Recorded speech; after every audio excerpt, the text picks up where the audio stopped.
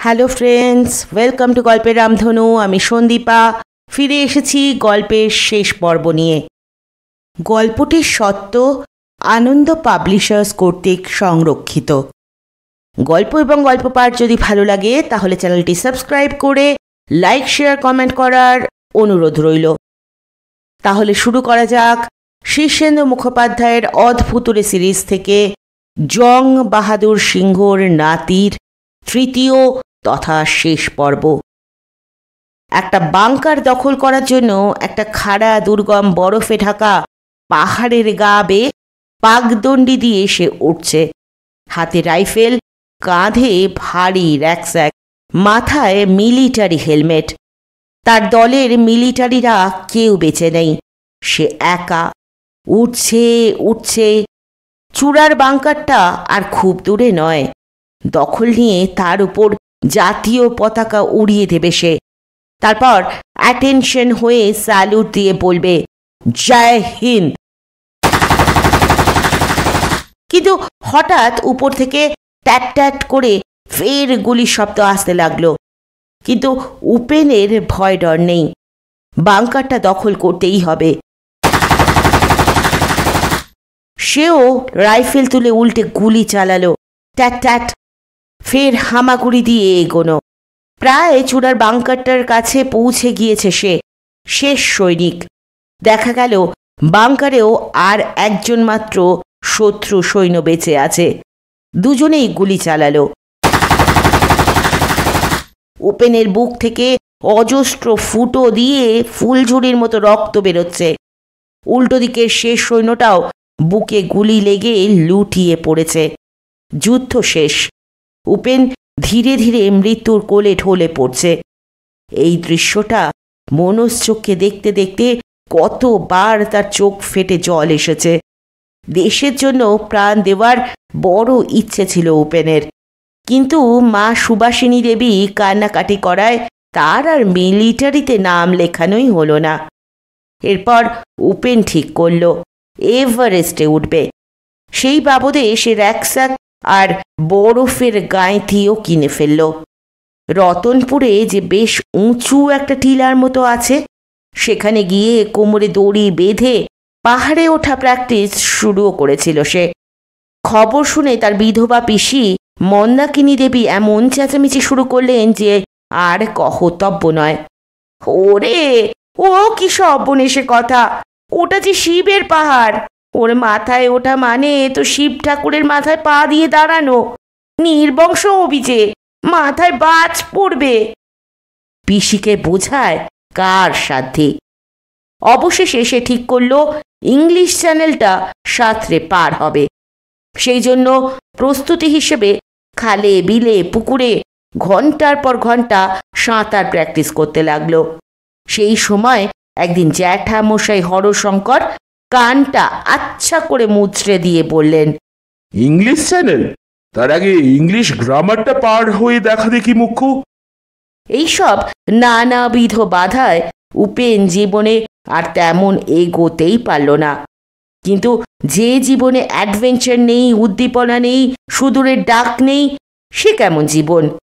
নিজেকে চেপে রাখে বটে উপেন, কিন্তু বুকের ভিতরে একটা ধ্রিমি ধ্রিমি দামামা অনবরত বেজেই চলেছে।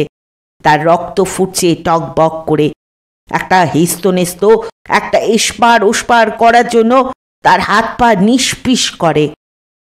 ঠিক এই সময় সে জটা বাবার সন্ধান পেল। বৌডুবির ঝিলের ধারে বটতলায় তার ঠেক। জটা বাবা হুঙ্কার দিয়ে বললেন, মায়ের ইচ্ছে কি না হয় রে, মায়ের সাধনা কর, তোর সব হবে। মন্ত্র নিয়ে উপেন সহোৎসাহে সাধনায় নেমে পড়ল। কিন্তু সাধনা করারই কি জো আছে? বাড়িতে বেকার ছেলে থাকলে ফাই ফরমাসের অন্ত থাকে না। ওরে, দোকান থেকে চিনি নিয়ে আয়। যা তো বাজার করে আন। পেতলের হাড়িটা ছাদা হয়েছে, ঝালাই করে আনতো বাবা। নিরিবিলিতে সাধনা করার জন্য অবশেষে সে খুঁজে খুঁজে রাজবাড়ির ভাঙা কালী মন্দিরটাই পছন্দ করল। দিব্যি জায়গা। চারদিকে জনমনীষ নেই। একধারে রাজবাড়ির বিরাট ধ্বংসস্তূপ আর জঙ্গল। মন্দিরটা সাফসুতরো করে আসন পেতে ধুনি জ্বালিয়ে সে বসে গেল। সন্ধে থেকে গভীর রাত পর্যন্ত বিনা বাধায় জপতপ চলতে লাগলো তার। সাধনায় যে কাজ হচ্ছে তাও বুঝতে পারছিল সে।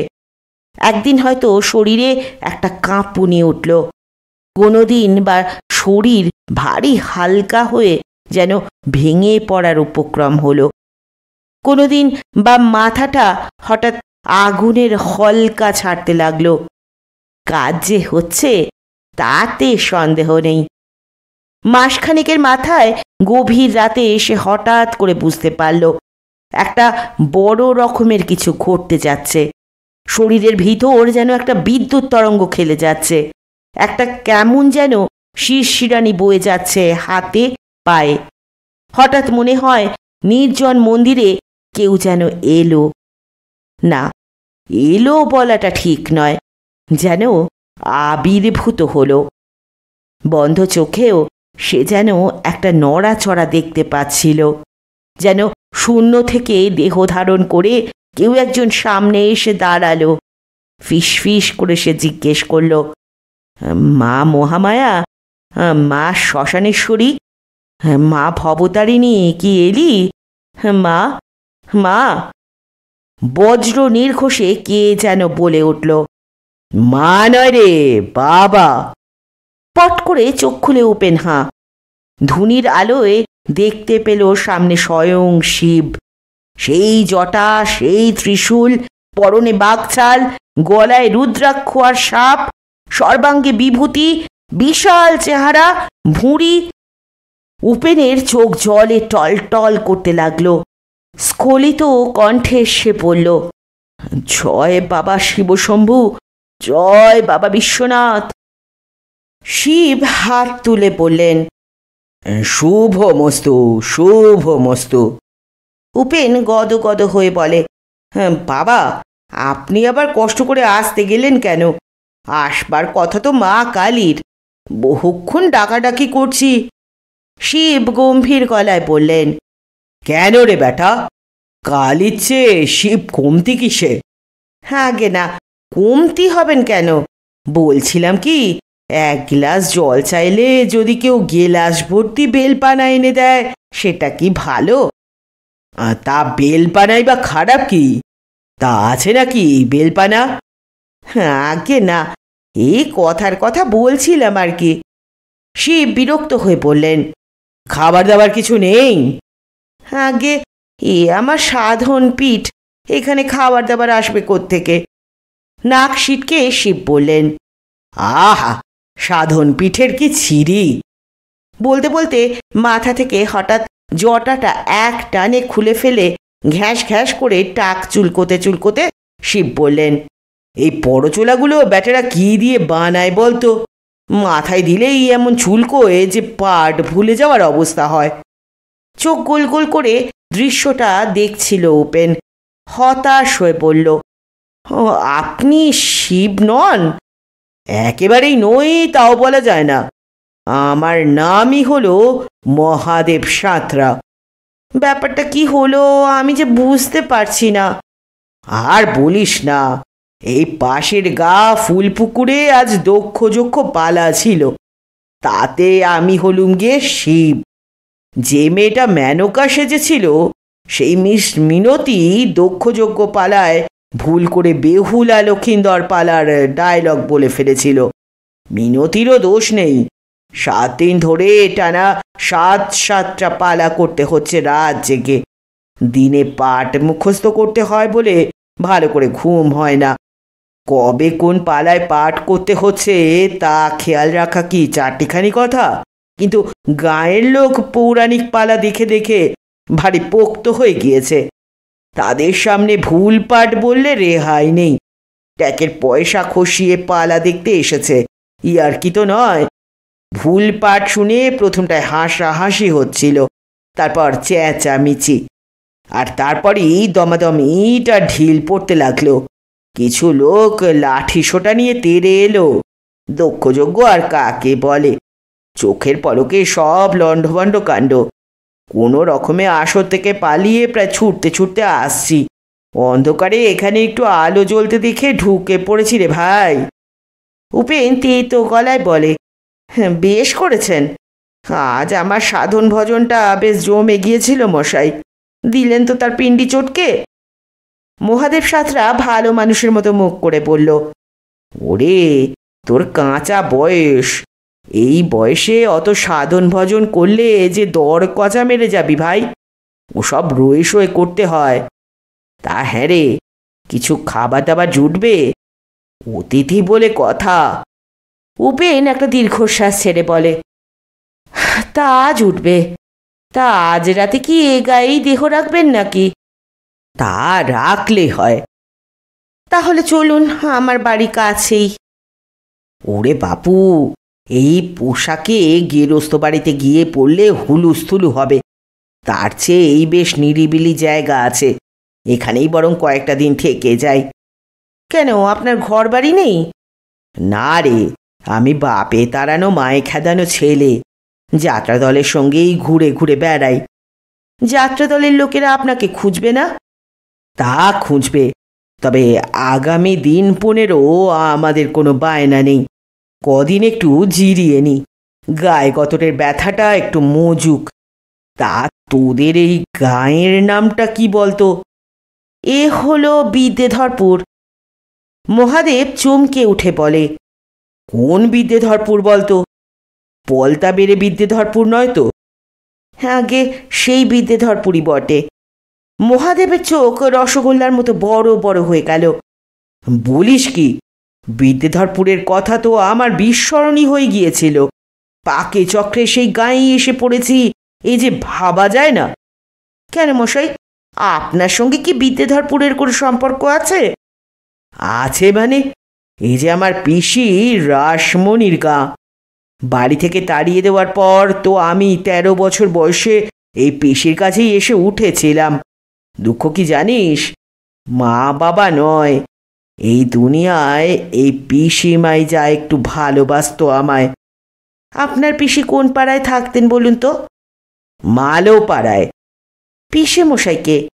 ব্রজমাধব রায়। কিন্তু ওরা তো, জানি, কেউ বেঁচে নেই, পিসির ছেলেপুলেও ছিল না। পিসি আমাকে বলেছিল বিষয় সম্পত্তি সব আমার নামেই লেখাপড়া করে দিয়ে যাবে। তখন কাঁচা বয়স, বিষয় সম্পত্তি নিয়ে মাথা ঘামানোর ইচ্ছেই হয়নি। এখন যাত্রা করার নেশায় পাগল হয়ে এ দল ও দলের সঙ্গে নানা জায়গায় ঘুরে বেড়াচ্ছি। এখন মনে হয় একটু জমি জমা পেলে থিতু হতাম। ব্রজমাধব রায়ের বিষয় সম্পত্তি কিন্তু কম নয়, অনেক ধানি জমি, ফলন্ত বাগান, দোতলা বাড়ি। মহাদেব দীর্ঘশ্বাস ছেড়ে বলে, তাতে আর আমার কি বল, আমাকে কি আর দিয়ে গিয়েছে? তা বলতে পারছি না, তবে কানা ঘোষও শুনেছি গোবিন্দ ঘোষের কাছে ব্রজমাধব রায়ের উইল রাখা আছে। ওয়ারিশানকে খুঁজে পেলে বিষয় আশয় তার হাতেই তুলে দেওয়া হবে। এমন তো হতেই পারে যে ব্রজমাধব রায় তার সব কিছুই আপনাকে দিয়ে গিয়েছেন। ফের একটা দীর্ঘশ্বাস ফেলে মহাদেব বলে, ওরে আর লোভ দেখাসনি, আমার কপালটা তত ভালো নয় রে, যাত্রা দলে ঘুরে ঘুরেই আমার জীবনটা কেটে যাবে। তবু খোঁজ নিতে দোষ কি? আজ রাতের মতো আপনি এখানেই থাকুন, আমি আপনার খাবার দাবারে জোগাড় করি। দেখি যদি বাবা বা জ্যাঠার পুরনো ধুতি টুতি আনতে পারি কিনা। তুই যে একটা হীরের টুকরো ছেলে রে। গোবিন্দ ঘোষের নেশা হলো সকালের দিকে 9 বছরের নাতনি বাবলির সঙ্গে কয়েক দান কাটাকুটি খেলা। বাবলির দারুণ বুদ্ধি, রোজই দাদুকে অনায়াসে হারিয়ে দেয়। আজও গোবিন্দ ঘোষ যথারীতি পরপর 3 দান হারলেন। আফসোস করে বললেন, আসল কথা কি জানিস বাবলি, আমি বুড়ো হয়েছি তো, বুড়ো বয়সে মাথা ভালো কাজ করে না। বাবলি ঝামড়ে উঠে বলল, মোটেই তুমি বুড়ো হওনি, তুমি বুড়ো হলে আমি টের পেতাম না বুঝি? আসলে তুমি মন দিয়ে খেলছো না, আমি যখন বারিকের কোণে গোল্লা দিলাম, তুমি তখন মাঝখানের ঘরে ঢেড়া দিলে কেন? কোনা আটকে না খেললে তো হারতেই হবে। ওরে, ওটাই তো বুড়ো বয়সের দোষ। মোটেই না, তোমার দাঁতও পড়েনি, চুলও পাকেনি, চোখে ছানিও আসেনি। বুড়ো হলেই হলো, বুড়ো হবার তো একটা নিয়ম আছে নাকি? ফের বুড়ো বুড়ো বললে আমি তোমার সঙ্গে খেলবই না। আচ্ছা বাপু, রাগ করিসনি, আয় আর একটা দান খেলি। বুড়ো হওনি তো? আরে না, কোথায় বুড়ো, কে বুড়ো? আমি তো একজন টগবগে মানুষ। কে আমাকে বুড়ো বলে? ধরে নিয়ে আয় তো, কান মলে দি। বাবলি হি হি করে হাসে। ঠিক এই সময় বাইরে থেকে কে ডাকলো, গোবিন্দ জ্যাঠা, ও গোবিন্দ জ্যাঠা। কে রে? আগে আমি উপেন, উপেন সর্দার। গোবিন্দ ঘোষ বাইরে বেরিয়ে এলেন, বললেন, আয় রে উপেন, দাওয়ায় বস। সঙ্গে উঠি কে? বলছি জ্যাঠা, কথা আছে। তিনজন মাদুরে মুখোমুখি বসবার পর উপেন বলল, ইনি হলেন রাসমণি রায়ের ভাইপো মহাদেব সাঁতরা। আপনার কাছে ব্রজমাধব রায়ের যে উইল আছে, তাতে কি এর নাম আছে জ্যাঠা? গোবিন্দ ঘোষ মহাদেবের দিকে চেয়ে বললেন, তা এতকাল কোথায় ছিলে বাপু? তোমার বাড়িতে লোক পাঠিয়ে খবর নিয়ে জেনেছি তুমি নাকি নিরুদ্দেশ। বাড়ির কেউ কোনো খবর রাখে না, রাখতে চায়ও না। তা এতকাল পরে হঠাৎ উদয় হলে কি করে? মহাদেব তাড়াতাড়ি হাত জোর করে বলে, আগে সম্পত্তির লোভে আসেনি, ঘটনাচক্রে এসে পড়েছি। উইলে তোমার নাম আছে বটে, কিন্তু মুখের কথায় তো হবে না। তুমি যে সেই লোক, তার পাকা প্রমাণ চাই। ভোটের কার্ডটার কিছু আছে বাপু? আগে না, সেসব জোগাড় করে আনো। তারপরেও ফ্যাকরা আছে। কিসের ফ্যাকরা? তোমার পিঠের নিচের দিকে মেরুদণ্ডের বা পাশে একটা আপ থাকার কথা। আগে আছে। যাক, তাহলে তো হয়েই গেল। বোঝা গেল তুমি মহাদেব। যে আঙ্কে, তা লাঠি সরকি চালাতে পারো? আগে না। তলোয়ার খেলতে জানো? আগে না। বলি, বন্দুক পিস্তলে হাত আছে? আগে তাও না। হাতে গুন্ডা মস্তান আছে? না তো। গোবিন্দ ঘোষ ভারী বিরক্ত হয়ে বললেন, তাহলে এতকাল করলে কি? এসব হাতের কাজ শিখে না রাখলে কি চলে? পিসির সম্পত্তি কি ছেলের হাতের মোয়া, নাকি হাত ঘোরালেই নাড়ু? মহাদেব ভয় ভয়ে জিজ্ঞেস করে, পিসির সম্পত্তির সঙ্গে এসবের সম্পর্ক কি? হাতে পাজি মঙ্গলবার, যাও না, পিসির বাড়িটা এক পাক ঘুরে দেখেই এসো না, তাহলেই বুঝতে পারবে সম্পর্ক কি। এতকাল তোমার পিসির সম্পত্তি আগলে আগলে রেখেছিলুম বটে, কিন্তু আমিও তো ঠিক তোমার মতোই আহাম্মক। তাই সময় থাকতেও সব হাতের কাজ শিখে রাখিনি। রাখলে আজ কত কাজ হতো বলো তো। কিছু বুঝতে না পেরে মহাদেব হাঁ করে কিছুক্ষণ চেয়ে রইল। তারপর বলল, আমি যে কিছুই বুঝতে পারছি না মশাই। আহা, এ বুঝার শক্ত কি? সোজা কথা হলো, আমাদের বিদ্যেধরপুরে এখন বীরের বড় অনটন চলছে হে। দু একজন বীর থাকলে বড় ভালো হতো। তা বলে সুভাষ বোসের মতো বীর নহে, ফাটা বিষ্টু, হাত কাটা সুখেন, শ্মশান সমরের মতো বীর। মহাদেব ভারী হতাশ গলায় বলে, আমার মাথায় যে কথাগুলো কিছুতেই বসছে না মশাই, যদি একটু বাংলা করে বলেন। বাংলা শুনতে চাও? বেশ, তাহলে বাংলা করেই বলছি। সোজা কথা হলো, তোমার পিসির সম্পত্তি বেওয়ারিশ বলে দেখে দিয়ে কর্নেল সাহেবের লোকজন তা দখল করে পাহারা বসিয়ে দিয়েছে। তারা বলছে এই সম্পত্তির মালিকের কোনো হদিশ নেই বলে সরকার বাহাদুর নাকি সব ভেস্ট করে নিয়েছে। কর্নেল সাহেব? তিনি কে?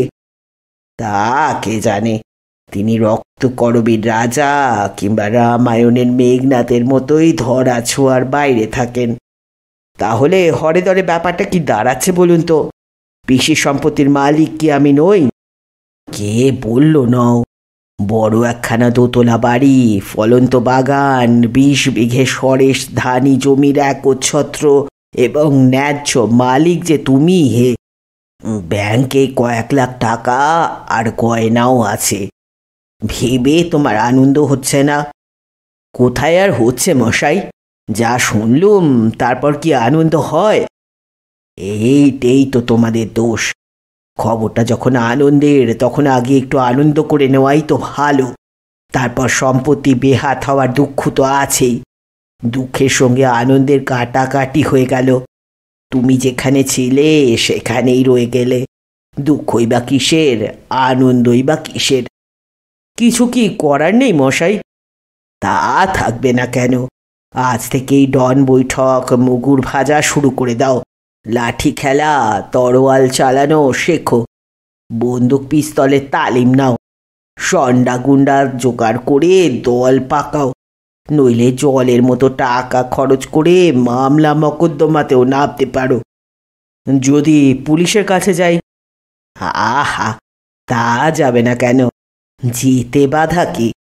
বিপিন দারোগা ভুঁড়ি ভাসিয়ে তোমাদের জন্যই বসে আছে। তার কথাবার্তাও ভারী মিষ্টি, শুনলে কান জুড়িয়ে যায়। তার কাছে কিছুক্ষণ বসলেই তোমার মনে হবে বিদ্যেধরপুরে কোনো অন্যায় অধর্ম নেই, কোনো অশান্তি নেই, সব নিয়ম শৃঙ্খলা মেনে চলছে। বিপিন দারোগা এও বলে যে কর্নেল সাহেব বিদ্যেধরপুরকে দুবাই বা সিঙ্গাপুর বানিয়ে তবে ক্ষান্ত হবেন। যাবে তার কাছে? যাও না, গিয়ে বুঝে এসো। একেই কি হরিষে বিষাদ বলে মশাই? ঠিক ধরেছ, একেই বলে হরিষে বিষাদ। আরও আছে, ধরো বাড়া ভাতে ছাই, মুখের গ্রাস কেড়ে নেওয়া, তীরে এসে তরি ডোবা, 1 বালতি দুধে 1 ফোঁটা চোনা। খাচ্ছিল তাঁতি তাঁত বুনে, কাল হলো তার এড়ে গরু কিনে। তবু ভালো যে তোমার গোখরো সাপ চুরি যায়নি, গেলে বুঝতে।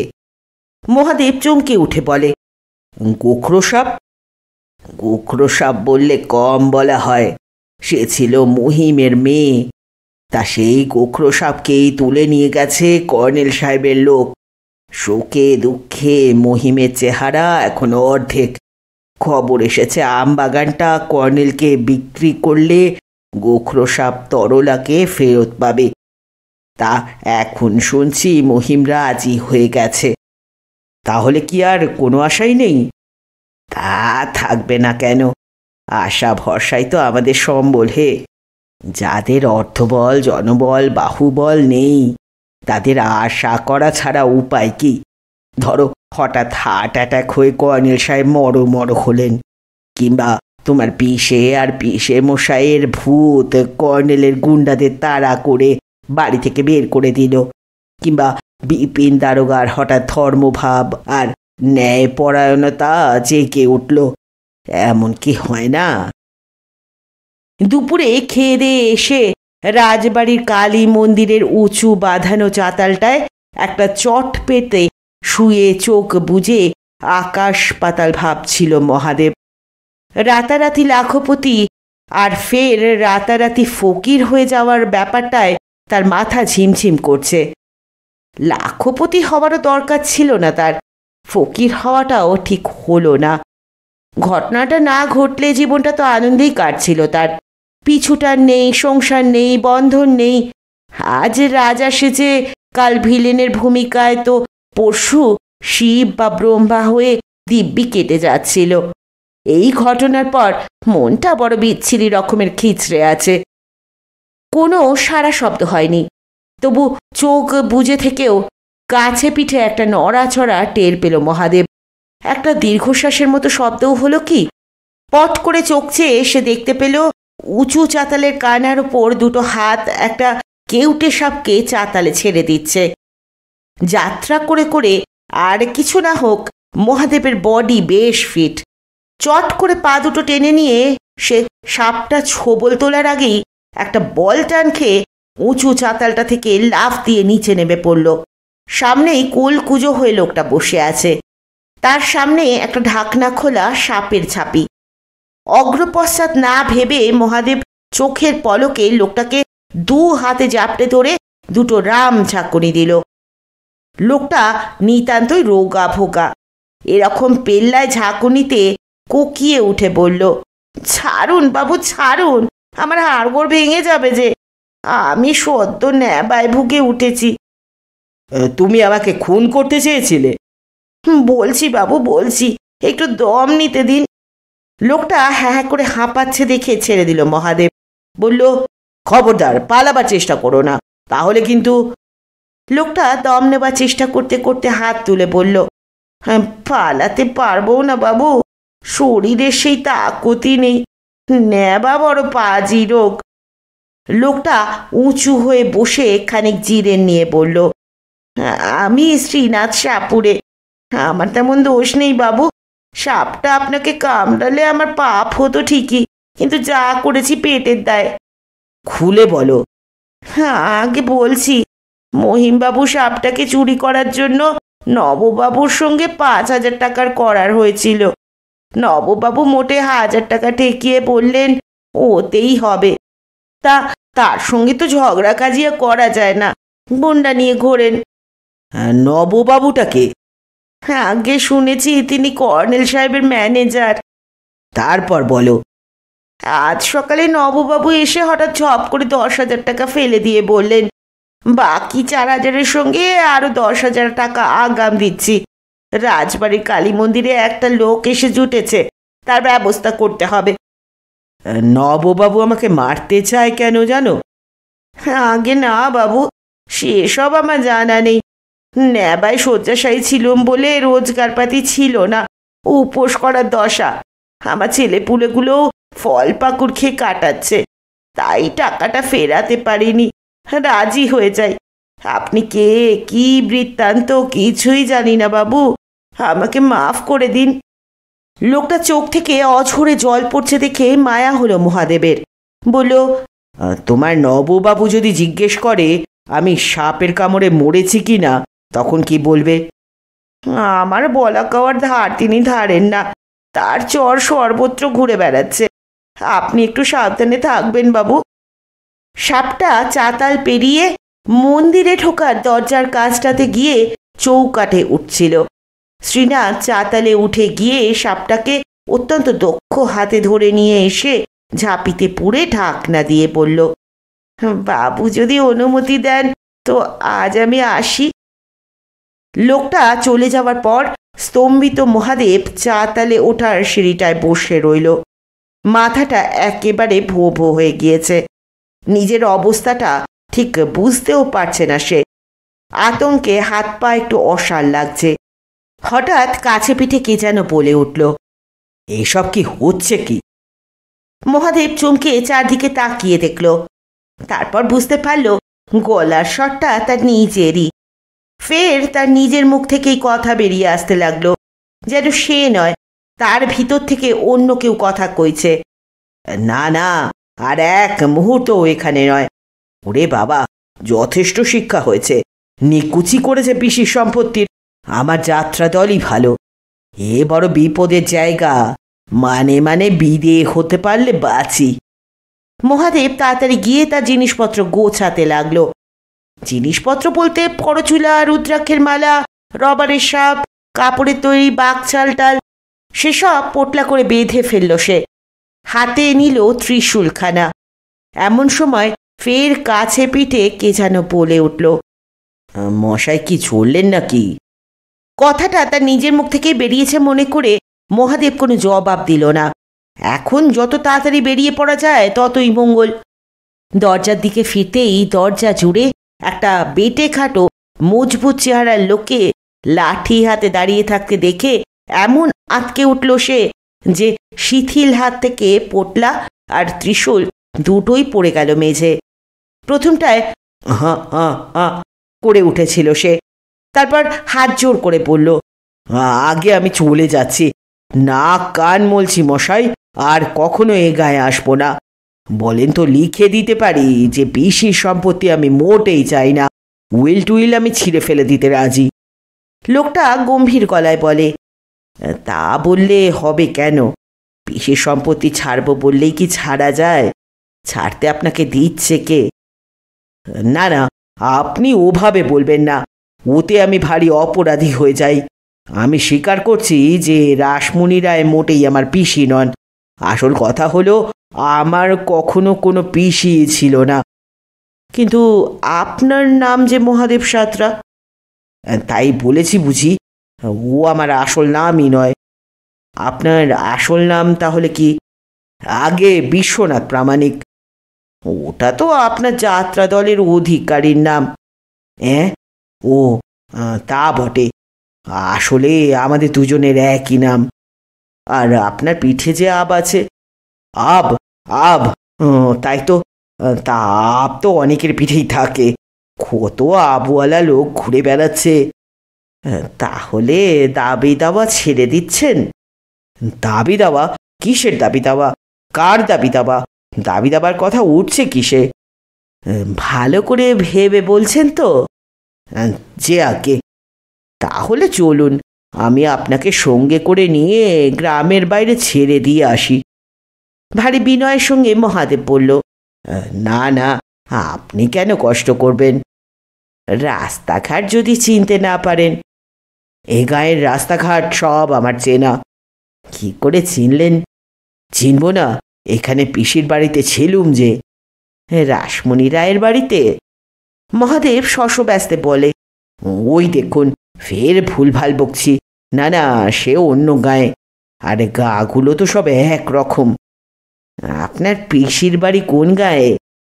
মাধবপুর। কিন্তু এই যে একটু আগে বললেন আপনার কোনো পিসিই নেই। সাক্ষাৎ পিসি নেই বটে, তবে লতায় পাতায় আছে। কিন্তু আমার উপর হুকুম আছে আপনাকে গায়ের সীমানা পার করে দিয়ে আসার। মহাদেব আমতা আমতা করে বলে, চলুন। যে আগে, আপনি আগে আগে হাঁটুন, আমি পিছনে আছি। মহাদেব সভয়ে বলে, সেটা কি ভালো দেখাবে? আপনি মান্যগণ্য লোক। পিছন থেকে মাথায় লাঠি বসিয়ে দেব বলে ভয় পাচ্ছেন তো? সে তো ইচ্ছে করলে সামনে থেকেও বসানো যায়। আগে তা তো বটেই। ভালো কথা।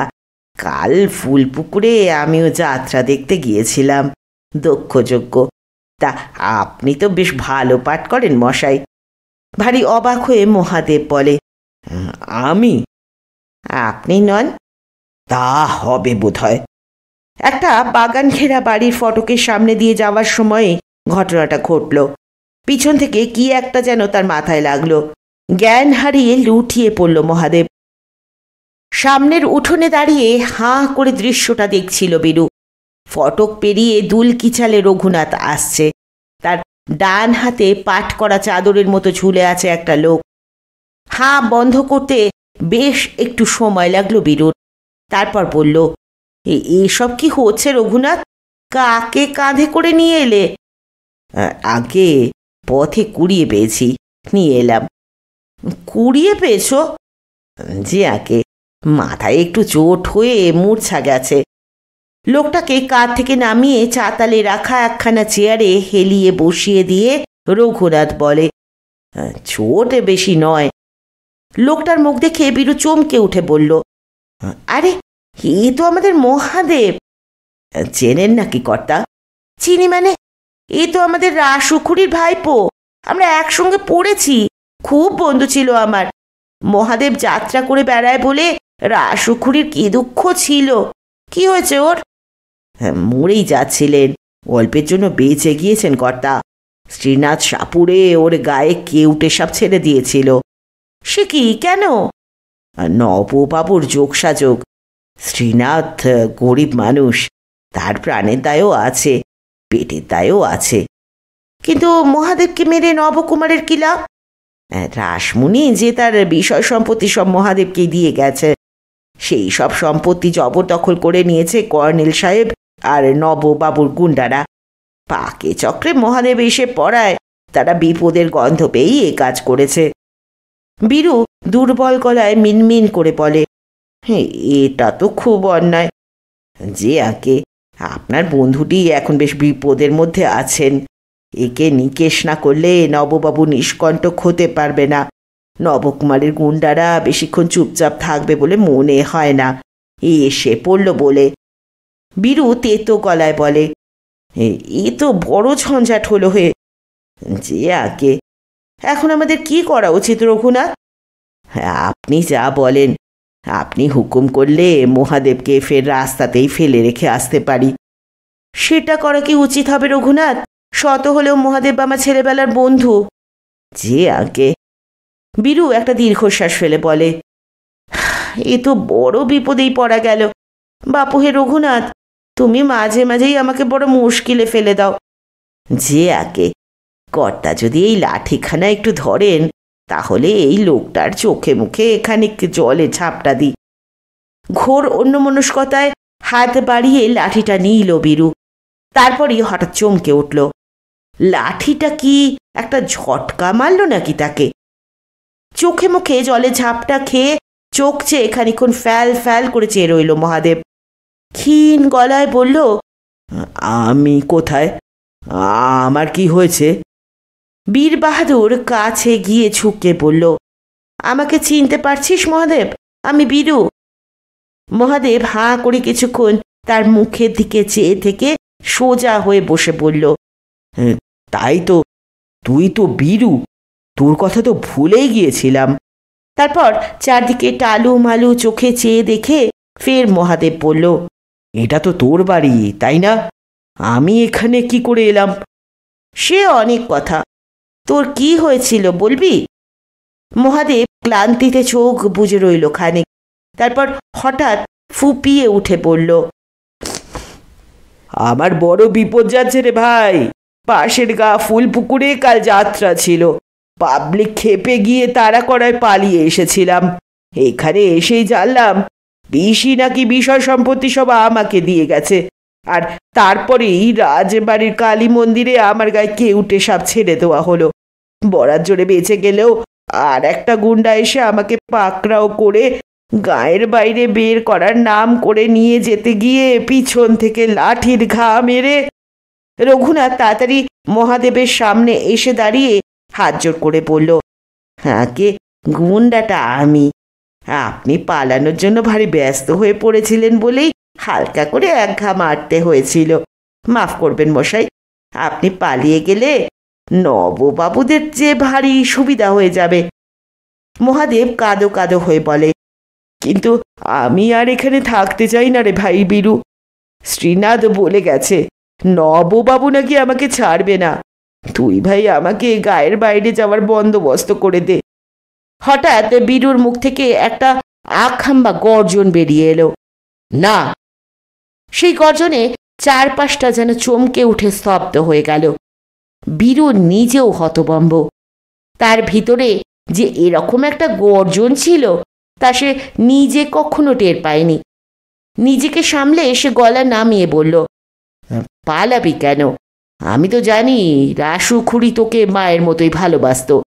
ভালোবেসেই তার সব দিয়ে গেছে তোকে। কয়েকটা পাজি লোকের ভয়ে সব ছেড়ে ছুড়ে পালিয়ে যাবি? মহাদেব ফোঁপাতে ফোঁপাতেই বলল, কি করব ভাই? আমার তো সহায় সম্বল কিছু নেই। আমি কি ওদের সঙ্গে পারবো? বীরু খুব আনমনে তার বাগানটার দিকে চেয়ে থেকে গম্ভীর গলায় বলল, আমরা তো আছি। রঘুনাথ বলে, তা কি ঠিক করলেন কর্তা? বন্ধুকে কি এ বাড়িতেই রেখে দেবেন? বীরু প্রবল অন্যমনস্কতার মধ্যে শুধু বলে, বিকেলবেলাতেই হন্তদন্ত হয়ে বিপিন দারোগা এসে হাজির। রাগে ফুঁসছেন। কি ব্যাপার বীরুবাবু? এসব কি হচ্ছে? আপনি জেনে শুনে একজন ভয়ঙ্কর অপরাধী, একজন ফিউজিটিভ ফেরারি আসামিকে আপনার বাড়িতে শেল্টার দিয়েছেন। এটা কত বড় অপরাধ জানেন? এ তো রীতিমতো সিডিশন, রাষ্ট্রদ্রোহ। এই অপরাধে আমি আপনাকেও অ্যারেস্ট করে নিয়ে যেতে পারি। তা জানেন? কোথায় সেই লোক? কোথায় মহাদেব সাঁতরা? এক্ষুনি তাকে আমাদের হাতে তুলে দিন। বীরু সামনে চাতালে চেয়ারের ওপর চোখ বুঝে যেমন ধ্যানস্থ হয়ে বসেছিল তেমনি বসে রইল, জবাব দিল না। বিপিন দারোগা আবার হুঙ্কার দিলেন। মহাদেবের নামে 3টে FIR হয়েছে, তার খবর রাখেন? গতকাল রাতে সে ফুল পুকুরে দুজনকে ঘায়েল করে এসেছে। সে অস্ত্রশস্ত্র নিয়ে ঘোরে। এই গায়েও ব্রজমাধব রায় আর রাসমণি রায়ের বাড়ি জোর করে দখল করার ছক সে কষেছিল। অথচ ওইসব সম্পত্তি ওয়েস্ট হয়ে যাবার পর সব আইন কানুন মেনেই কর্নেল সাহেব লিজ নিয়েছেন। এটা তো আর মগের মুলুক নয় যে উটকো একটা লোক এসে অন্যের ওপর হামলা চালাবে। তার উপর সে শ্রীনাথ সাপুরিকেও আজ দুপুরে অকারণে মারধর করেছে। বীরু তবু নির্বিকার, যেমন চোখ বুজেছিল তেমনই রইল। বিপিন দারোগা আবার হুঙ্কার দিলেন। মশাই, কথাগুলো কি কানে যাচ্ছে না নাকি? এরপর কিন্তু আমাকে বাধ্য হয়ে আপনাকে হাত করা পড়িয়ে লোকের সামনে দিয়ে হিড়ির করে থানায় টেনে নিয়ে যেতে হবে। বীরুর কোনো হেলদোল দেখা গেল না। বিপিন দারোগা তার সেপাইদের হুকুম দিলেন, তোমরা ভেতরে ঢুকে আগে মহাদেব সাঁতরাকে ধরে নিয়ে এসো। দুজনকে একসঙ্গেই নিয়ে যেতে হবে। এবার বীরুর মুখ থেকে একটা চাপা ধমক বেরিয়ে এলো। দাঁড়ান বলে চেয়ার ছেড়ে ধীরে ধীরে উঠে দাঁড়ালো বীরু। বিপিন দারোগার মনে হলো একটা বিশাল সাপ যেন শরীরের পাক খুলে ফনা তুলছে, আর তুলছে তো তুলছেই। বীর বাহাদুর সিংহ লম্বা চওড়া লোক বটে, কিন্তু বিপিন বাবুর মনে হলো লোকটা আজ যেন আরো বিঘৎখানেক লম্বা হয়ে গিয়েছে। আর চোখ, বাপ রে, সেই গরুর মতো নিরীহ চোখ জোড়া তো আর চেনা যাচ্ছে না। পরন্ত বেলার আলোয় এর চোখ দুখানা এমন ধকধক করে উঠল যে বিপিন দারোগা নিজের অজান্তেই দুপা পিছু হটে গিয়ে বললেন, আহা, আপনাকে অ্যারেস্ট করার কথাটা কথার কথা, ওটা অত সিরিয়াসলি নেবেন না। বীরু একটাও কথা বলল না, শুধু তার চোখ দুটো অঙ্গারের মতো জ্বলতে লাগলো। বিপিন দারোগা আর তার সেপাইরা আরো কয়েক কদম পিছিয়ে গেল। বিপিনবাবু ফ্যাস ফ্যাসে গলায় বললেন, বুঝতেই তো পারছেন, সরকারি কাজ করতেই আসা, আমাদের আবার দোষ ধরবেন না কিন্তু। ঠিক আছে, আপনি না চাইলে আমরা না হয় আপনার বাড়িতে না ঢুকলুম। বেলা মরে গিয়ে একটা ছাড়া ছাড়া ভাব ঘনিয়ে এলো চারদিকে, আর সেই আবছায়ায় বীরুর চোখ দুটো আরো জল জলে হয়ে উঠল। সেপাইরা ফটক পর্যন্ত পিছিয়ে গিয়েছে। বিপিন দারোগাও প্রায় কাছাকাছি। দূর থেকেই বললেন, আচ্ছা, আজ তাহলে আসি। আপনার বন্ধুটিকে একটু সাবধান হতে বলবেন। আমাদের তো শুধু কর্তব্যটুকু করতে আসা বই তো নয়, কিছু মনে করবেন না যেন। বর্ষাকাল শেষ হয়ে এসেছে, গরম নেই, বরং একটু শীত শীত ভাব। তবু বিপিনবাবু গল গল করে ঘামছেন। রুমালে টাক কপাল মুখ মুছতে মুছতে থানায় নিজে চেয়ারে বসে সেপাইদের দিকে চেয়ে বললেন, ব্যাপারটা কি হলো বলতো? কিছু বুঝতে পারলি? সেপাইদেরও কেমন যেন হতভম্ব ভাব। তারা প্রায় সমস্বরে বলে উঠল, আগে না বড়বাবু। তাহলে আমরা চলে এলুম কেন? সেপাইরা নিজেদের মধ্যে মুখ চাওয়াচাই করতে লাগলো। কেউ জবাব দিতে সাহস পেল না। সেপাই রামতারণ বয়স্ক লোক, সে বলল, হ্যাঁ, আপনি তো ভয় পেয়ে গেলেন স্যার। বিপিনবাবু ভ্রু কুঁচকে বিরক্ত হয়ে বলেন, ভয়? আমি? বলিস কি? রামতারণ আমতা আমতা করে বলে, আগে না স্যার, ঠিক ভয়ও নয়, তবে অনেকটা ওই রকমই কিছু। আসলে কি জানিস, আমার হঠাৎ কেমন একটা দয়া, একটা করুণার ভাব এসে গিয়েছিল। সনাতন বলে উঠল, হ্যাঁ, আমারও তাই মনে হলো বড়বাবু, আপনার চোখ বেশ ছলছল করছিল। বিপিনবাবু একটা বড় এবং ঝোড়ো শ্বাস ফেলে বললেন, নিজেকে নিয়ে আমার ওইটাই মুশকিল। এমনিতে আমি ডাপুটে ডাক সাইটে লোক বটে, কিন্তু মাঝে মাঝে হঠাৎ করে মানুষের দুঃখ কষ্টে মনটা বড় নরম হয়ে পড়ে। রামতারণ জানতে চাইল, তাহলে কি বীরুবাবু আর মহাদেব সাঁতরাকে অ্যারেস্ট করা হবে না স্যার? বিপিনবাবু একটু ভাবিত হয়ে বললেন, তা হবে না কেন? আমার মনের ভিজে ভাবটা কমে গেলেই দুজনকে বেঁধে নিয়ে আসবো। অন্যায় আর অরাজকতা তো চলতে দেওয়া যায় না। সেপাইরা সবাই কথাটা স্বীকার করে নিল। তা তো বটেই। শুধু রামতারণ সতর্ক গলায় জিজ্ঞেস করে, ভেজা ভেজা ভাবটা কবে নাগাদ শুকোতে পারে স্যার? শুকোবে রে, শুকোবে। এখন যে যার কাজে যাত, আমাকে একটু একা থাকতে দে। সেপাইরা বিদেয় হয়ে গেলে বিপিনবাবু সিংহের মতো পদচারণা করতে করতে আপন মনেই স্বগতোক্তি করতে লাগলেন। না, এবার ব্যায়াম ট্যায়াম শুরু করতে হবে দেখছি।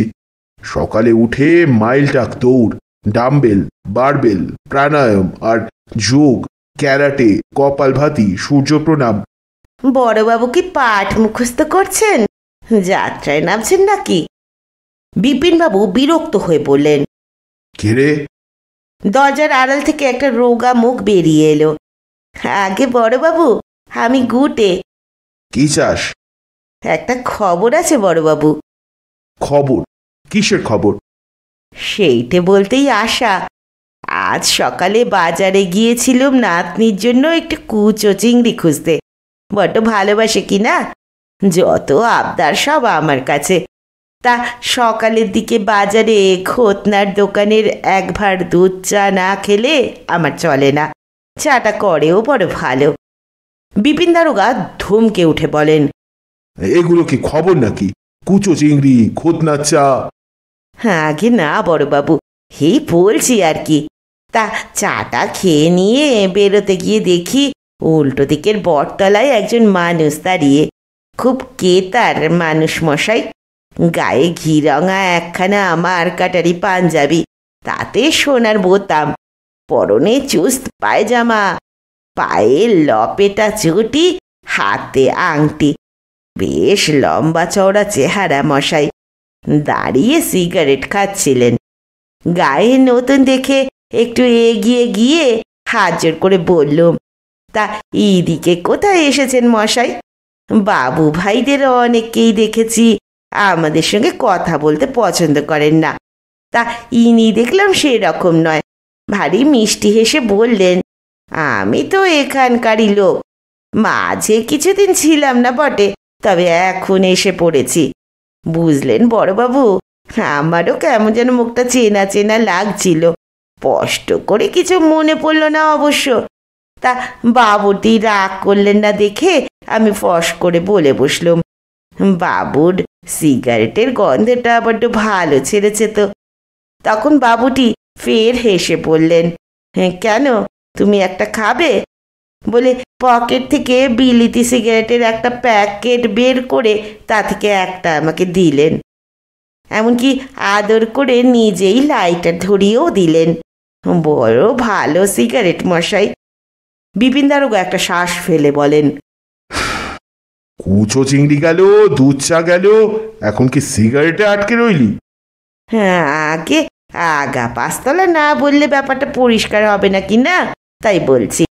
তা বাবুটির কাজ ঘেঁষেই দাঁড়িয়ে দু চারটে কথা কইব বলে ভেবেছিলাম মশাই। তা তখনই দুম করে একটা বেশ বড় ঝাঁ চকচকে গাড়ি এসে সামনে দাঁড়ালো। আর বাবু আমার দিকে চেয়ে চলি হে বলেই তাতে উঠে পড়লেন। গাড়িটা ফের হুশ করে চলে গেল। এটাই খবর তো? আগে না মশাই, এরপরেই খবর। তাহলে বলে ফেল। এই বলছি, তা বাবুটি চলে যাওয়ার পর গাছতলায় দাঁড়িয়ে আরাম করে সিগারেটটা ফুঁকছিলাম। এমন সময় 4-5টা সন্ডা মার্কা লোক এসে আমাকে ঘিরে ফেললো। একটা তেরিয়া চেহারার লোক আমার ঘাড় ধরে একটা ঝাঁকুনি দিয়ে বলল, তোর সাহস তো কম নয়। সাহেব তোর ইয়ার না বন্ধু যে সিগারেট চেয়ে খেলি? এত বড় আসপদ্দা হয় কোত্থেকে রে? ঝাঁকুনি চোটে হাত থেকে দামি সিগারেটটা পড়ে বরবাদ।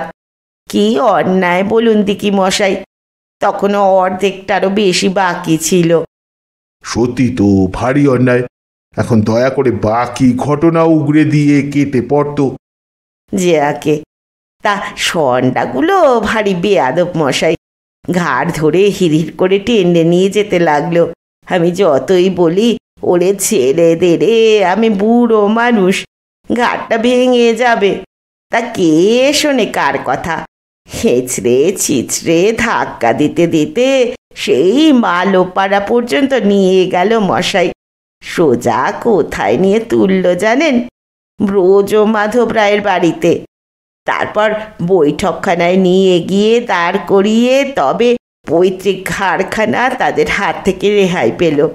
কিন্তু মশাই, সেখানে যা দেখলুম তাতে আমার চোখ চড়ক গাছ। ব্রজকর্তার পুরনো বাড়ি আর চেনার জো নেই।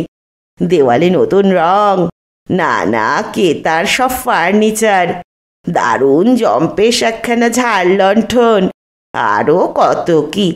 আর সেখানেই দেখি সেই বাবু মানুষটি ঘর আলো করে গা এলিয়ে সোফার ওপর বসে আছেন। পাশেই গ্যালগ্যালে মুখে নবকুমার বাবু দাঁড়িয়ে, সঙ্গে আরও মেলা লোকজন। বিপিনবাবু উঠে বলেন, বলিস কি, কর্নেল সাহেব নন তো? তবে আর বলছি কি বড়বাবু, যেই তেরিয়া চেহারার লোকটা আমাকে ঘাড় ধরে তার সামনে নিয়ে দাঁড় করিয়ে দিয়ে বলল, এই যে কর্নেল সাহেব, বেয়াদবটাকে ধরে এনেছি। উত্তেজিত বিপিনবাবু বলেন, তারপর? হ্যাঁ আগে, হ্যাঁ আমি তখন ঘাড়ে হাত বোলাচ্ছি। কর্নেল সাহেব ভারী মিষ্টি হেসে বললেন, তোমার নাম ঘটেশ্বর সাধু না? আমি তো তাজ্জব, কি বলবো মশাই, পিতৃদত্তর নামটা আমি নিজে পর্যন্ত ভুলে গিয়েছিলাম। আমি হাঁ করে থেকে বললাম, আগে এ নাম আপনি জানলেন কি করে? উনি সে কথার জবাব না দিয়ে বললেন, শোনো গুটে, তুমি যে চোর তাও আমি জানি, তবে চোর ছাচরদের আমি অপছন্দ করি না। তাদের দিয়ে অনেক কাজ হয়, তারা এলাকার সব খবর আর অন্ধি সন্ধি জানে। তুমি যদি আমার হয়ে কাজ করো, তাহলে এই বুড়ো বয়সে তোমাকে আর রোজগারের ভাবনা ভাবতে হবে না। বিপিনবাবু চোখ কপালে তুলে পড়লেন, বলিস কি, তুই তো দেখছি কর্নেল সাহেবের নজরে পড়ে গিয়েছিস। তোর তো কপাল খুলে গেল রে গুটে। যে আগে তা আমি বললুম, সে তো ভালো কথা কর্নেল সাহেব, তা কি কাজ টাজ করতে হবে বলুন?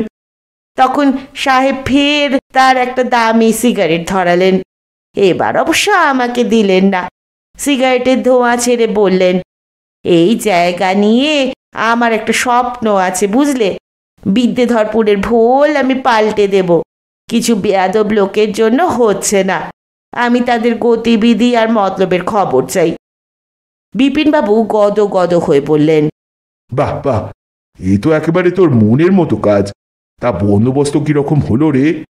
হ্যাঁ আগে 200 টাকা আগাম দিয়েছেন, সঙ্গে এও বলে দিয়েছেন যে ভুলভাল খবর দিলে বা বেইমানি করলে কেটে ফেলবেন। ওরকম একজন মনিব পেয়ে তো বলতে গেছিস রে। এরকম শাঁসালো লোককে হাতছাড়া করিস না বাপু, লেগে থাকিস। তারপর গুটের পিঠ চাপড়ে দিয়ে বললেন, সাবাস, এখন যা, নাতনির জন্য মিষ্টি টিষ্টি বা খেলনা কিনে নিয়ে বাড়ি যা, তোর হিল্লে হয়ে গেল। গুটে একটু গম্ভীর হয়ে বলে, কথাটা এখনো শেষ হয়নি কিন্তু বড়বাবু, বাকিটা কি শুনবেন? ভ্রু কুচকে বিপিনবাবু বললেন, আবার বাকিও আছে নাকি? আছে। তাহলে বলে ফেল। আপনি নোয়াপাড়ার নিবারণের ফুলুরি খেয়েছেন কখনো? বিপিনবাবু হাঁ। খানিক বাতাস গিলে বলেন, ফুলুরি? হঠাৎ ফুলুরির কথা কেন? অমন ফুরফুরে হালকা আর খাস্তা ফুলুরি আর কোথাও হয় না কি না? আমাদের এখন ফুলুরির বৃত্তান্তের কি দরকার?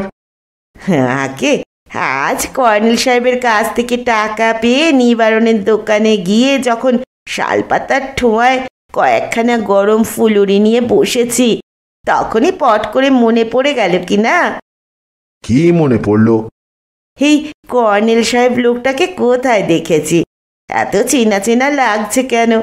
কথাটা হলো ওই নিবারণের ফুলুরির দোকানেই একবার অনেক দিন আগে ঘেঁচা আমার গেজে থেকে 300 টাকা কেড়ে করে নিয়েছিল, তাই ফুলুরির দোকানে গিয়ে বসতেই মনে পড়ে গেল।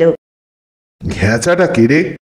হাঁকে ঘেঁচাই হচ্ছে কর্নেল সাহেব, তার আসল নাম অঘোরনাথ। দূর দূর, আহাম্ম কোথাকার! কাকে দেখতে কাকে দেখেছিস? তোর তো বোধ হয় 70 বছর বয়স হলো, চোখে ছানি টানি পড়েছে বোধ হয়। আর ভীমরতি তো এই বয়সেই হয় বলে শুনেছি। আগে না বড়বাবু, আমি চোখেও কম দেখি না, স্মরণ শক্তিও বেশ টনটনে আছে। ঘেঁচা তখন জং বাহাদুর সিংহের দলের লোক ছিল, দলে বেশ খাতিরও হয়েছিল ঘেঁচার, ভালো প্যাচ পয়জা জানতো, বন্দুক পিস্তলে অব্যর্থ টিপ, ডাকা বুকো। জং বাহাদুর সিংহ ভালোবাসত খুব, আমিও তখন তার সাগরেদি করি কিনা তাই জানি। তোর মাথাটাই গেছে দেখছি, কোথায় কর্নেল সাহেব আর কোথাকারকে ঘেঁচা। আর লোক হাসাস না বাপু, বাড়ি যা, এসব পাঁচ কান করিস না যেন। আপনার যখন বিশ্বাস হচ্ছে না তখন না হয় না বললাম, তবে কিনা শুনলেও কিছু খারাপ হতো না। শুনছি, কিন্তু আগে থেকেই বলে রাখছি, বিশ্বাস করার জন্য চাপাচাপি করিসনি, বিশ্বাস করার অসুবিধে আছে।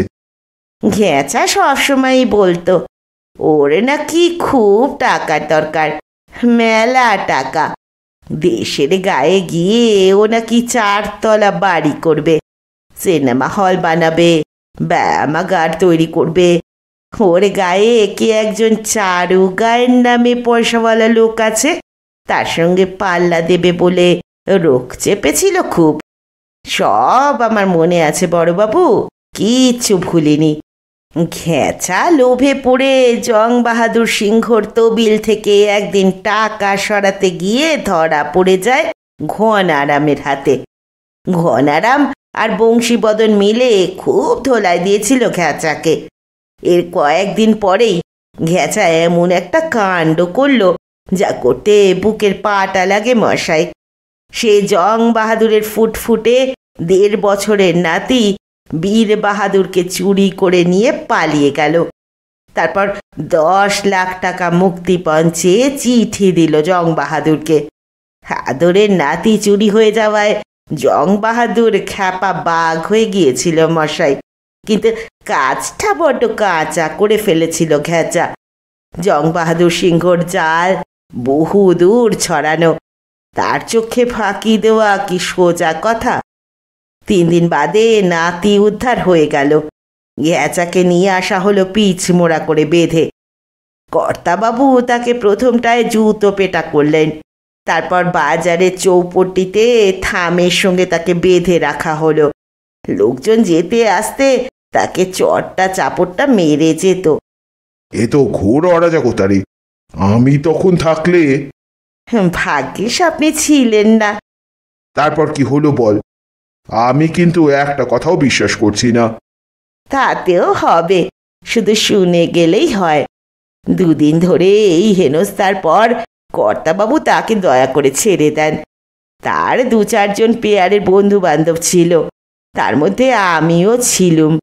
আমাদের কাছে সে প্রতিজ্ঞা করে গিয়েছিল, যদি বাপের বেটা হই তাহলে একদিন আমি ফিরে এসে জং বাহাদুরকে নির্বংশ করে ছাড়ব, আর এই বিদ্যেধরপুরে তখন রাজত্ব করব আমি। বিপিনবাবু বললেন, ঠিক আছে ঠিক আছে, এ তো ঘেঁচার বৃত্তান্ত, এ তো আর কর্নেল সাহেবের গল্প নয় রে। তবু বলি বড়বাবু, একটু সাবধান হওয়া ভালো, বীর বাহাদুরের কিন্তু বিপদ হতে পারে। সে তো যে কোনো মানুষেরই যে কোনো সময় বিপদ হতে পারে, তা বলে তো আগাম কিছু করার উপায় নেই রে। ওসব চিন্তা করে খামোকা অস্থির হোস না তো। কর্নেল সাহেব যদি ঘেঁচা হয় তবে পূর্ণিমেও অমাবস্যা, বুঝলি? আর মনে রাখিস, এখন উনি তোর অন্নদাতা, বেইমানি করলে কি ভালো হবে? সেটাই তো চিন্তার কথা বড়বাবু, বুড়ো বয়সে এ কি বিপদ বলুন তো। বিপদ? কিসের বিপদ? কার বিপদ? আরে আমি আছি কি করতে? তারপর তুই এখন কর্নেল সাহেবের দলের লোক, তোকে তো এখন গায়ের একজন কেষ্টু বিষ্টুই বলা যায়। যা, বাড়ি গিয়ে নাকে তেল দিয়ে ঘুমোকে যা। আমাকে আবার এক্ষুনি বেরোতে হবে। কর্নেল সাহেবের সঙ্গে এই প্রথম দেখা করতে যাচ্ছি, একটু ফল মিষ্টি না নিয়ে গেলে কি ভালো দেখায়? যে আগে বলে একটা দীর্ঘশ্বাস ফেলে উঠে পড়ল গুটে। তারপর চাপা গলায় বলল, আর একটা কথা বড়বাবু। বিরক্ত হয়ে বিপিনবাবু বললেন, আবার কথা? তোর কি কথা আজ আর শেষ হবে না? বেশি সময় লাগবে না বড়বাবু। প্রায় 25 বছর আগে বীর বাহাদুরের বাড়িতে ডাকাত পড়েছিল। তাতে বীরুর মা বাবা খুন হয়ে যায়। মামা বাড়িতে ছিল বলে বীরু বেঁচে গিয়েছিল। লোকে জানে ডাকাতের হাতে তার মা বাবা খুন হয়ে গেছে। আমি সাক্ষী আছি বড়বাবু, খুনটা কিন্তু করেছিল ঘ্যাচা। উফ বাপুরে, আজ তোকে দেখছি ঘ্যাচায় পেয়েছে। ঘ্যাচা খুন করেছে তো আমরা কি করতে পারি বল? কথাটা জানানো ছিল বলে জানিয়ে গেলাম। কাল সকালে যদি আমার লাশ পাওয়া যায় অবাক হবেন না। আমি সত্যি আজ বড্ড বেশি কথা কয়ে ফেলেছি। অন্ধকার হয়ে এসেছে, রাত গভীর হতে চলল। বীরু চুপ করে তার বাইরের চাতালে ঝুম হয়ে বসে আছে। নড়াচড়া নেই। সে অবিরল তার চারপাশে একটা চাপা ফিসফাস শুনতে পাচ্ছে। কথা আর কথা, যেন বাতাসে অদৃশ্য কণ্ঠস্বর পরস্পর কথা কয়ে চলেছে অবিরল। কথা আর কথা, কথার সঙ্গে কথার কাটাকুটি হয়ে যাচ্ছে। কথার গা বেয়ে উঠে আসছে কথা, কথায় কথায় ঘুড়ির প্যাচ খেলে যাচ্ছে। শোনা যায় কিন্তু কিছু বোঝা যায় না। মানুষ আবহমান কাল ধরে যত কথা বলে এসেছে সেগুলোই যেন আবহে রয়ে গিয়েছে আজও। কে বলছে, কাকে বলছে, কি বলছে বোঝা যায় না। বীরু চুপ করে চোখ বুজে কথাগুলো ধরার চেষ্টা করছে। বীরু কর্তা? কে? আমি গুটে, ঘটেশ্বর সাধু। বলুন। একটা কথা বলে যেতে এলুম, আর হয়তো সময় পাবো না। কি কথা? আপনি খুন হয়ে যেতে পারেন, সাবধান। জানি। আর কিছু বলবেন? আপনার মা বাবাকে? তাও জানি। তাহলে কর্তা আসি গিয়ে? আপনি বরং ঘরে দৌড় দিয়ে দিন, ভয় নেই। লোকটা চলে গেলে ফের ঝুম হয়ে বাতাসের ফিসফাস শুনতে লাগলো বীরু। বাড়ি ফেরার পথে বৌডুবির জলার ধারটায় নির্জনে 4-5 জন এসে নিঃশব্দে ঘিরে ধরল গুটেকে। বড্ড বেশি কথা বলে ফেলেছিস রে নিমখারাম। গুটের গলা কাঁপল না, তেমন ভয়ও হলো না। বলল, কথাগুলো কাউকে বলার ছিল যে, নইলে বড্ড আঁকু পাকু হচ্ছিল ভিতরে। অনেক কাল চেপে রেখেছিলুম তো, আজ খালাস করে দিয়েছি। বড় আরাম লাগছে হে। তাই নাকি? অন্ধকারেও একটা হেঁসো ঝিকিয়ে উঠতে দেখতে পেল গুটে। কিন্তু তারপরেও দিব্যি বেঁচে রইল গুটে, কারণ একটা ঝড়ের মতো কিছু একটা বয়ে গেল চারধারে। লোকগুলো কোথায় যে ছিটকে পড়ল কে জানে। গুটে ফের গুটি গুটি বাড়ির দিকে হাঁটতে লাগলো। তার বড় খিদে পেয়েছে। কে জানে নাতনিটা এত রাত পর্যন্ত তার জন্যই জেগে বসে আছে কিনা। বড্ড মায়া। অন্ধকারে যেমন বসেছিল বীরু তেমনই বসে আছে। কেউ একজন পাশে এসে দাঁড়ালো। কাজ হয়ে গেছে ওস্তাদ, ঘণ্টেশ্বর সাধু বেঁচে আছে। রঘুনাথ?